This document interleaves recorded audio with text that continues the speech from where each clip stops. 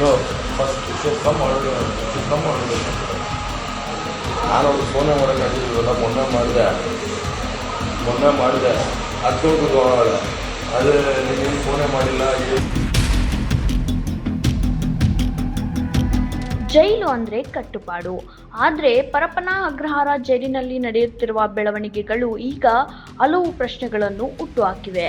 High profile ಕೈದಿ ಮಾಜಿ ಸಂಸದ ಪ್ರಜ್ವಲ್ ರೇವಣ್ಣ ಇದ್ದ ಬ್ಯಾರಕ್ನಿಂದ ಮೊಬೈಲ್ ಫೋನ್ ಪತ್ತೆಯಾಗಿದೆ ಎಂಬ ವರದಿಗಳು ಇದೀಗ ಭಾರಿ ಚರ್ಚೆಗೆ ಕಾರಣವಾಗಿವೆ.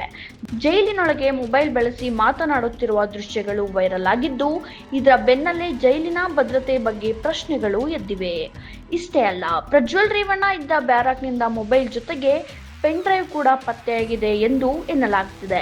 ಇದರಲ್ಲಿ ವಿಡಿಯೋಗಳ ಬಗ್ಗೆಯೂ ಕೂಡ ತನಿಖೆ ನಡೆಸುತ್ತಿದ್ದಾರೆ. ಈ ಪ್ರಕರಣಕ್ಕೆ ಸಂಬಂಧಿಸಿದಂತೆ ಹೊಸದಾಗಿ ಎಫ್ಐಆರ್ ದಾಖಲಾಗಿದೆ ಎಂಬ ಮಾಹಿತಿಯೂ ಕೂಡ ಹೊರಬಿದ್ದಿದೆ. ಇನ್ನೊಂದು ಕಡೆ ವೈರಲ್ ದೃಶ್ಯಗಳಲ್ಲಿ ಪ್ರಜ್ವಲ್ ರೇವಣ್ಣ ಸಾಮಾನ್ಯ ಕೈದಿ ಉಡುಪಿನ ಬದಲು ಕಲರ್ ಡ್ರೆಸ್ನಲ್ಲಿ ಕಾಣಿಸಿಕೊಂಡಿರುವುದು ಕೂಡ ಚರ್ಚೆಗೆ ಗ್ರಾಸವಾಗಿದೆ. ಹಾಗಾದ್ರೆ ಜೈಲಿನೊಳಗೆ ಮೊಬೈಲ್ ಹೇಗೆ ಬಂತು? ಅದನ್ನು ಯಾರು ಒಳಗೆ ತಂದ್ರು? ಜೈಲು ಸಿಬ್ಬಂದಿಯ ನಿರ್ಲಕ್ಷ್ಯ ಇದೆಯಾ ಅಥವಾ ಹೈ ಪ್ರೊಫೈಲ್ ಕೈದಿಗೆ ವಿಶೇಷ ಸೌಲಭ್ಯ ಸಿಗ್ತಿದ್ಯಾ? ಈ ಎಲ್ಲ ಪ್ರಶ್ನೆಗಳಿಗೆ ತನಿಖೆಯಿಂದಲೇ ಉತ್ತರ ಸಿಗಬೇಕಾಗಿದೆ.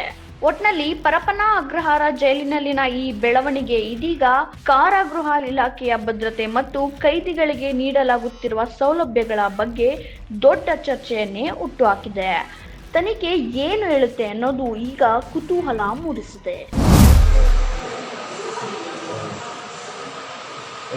First should come out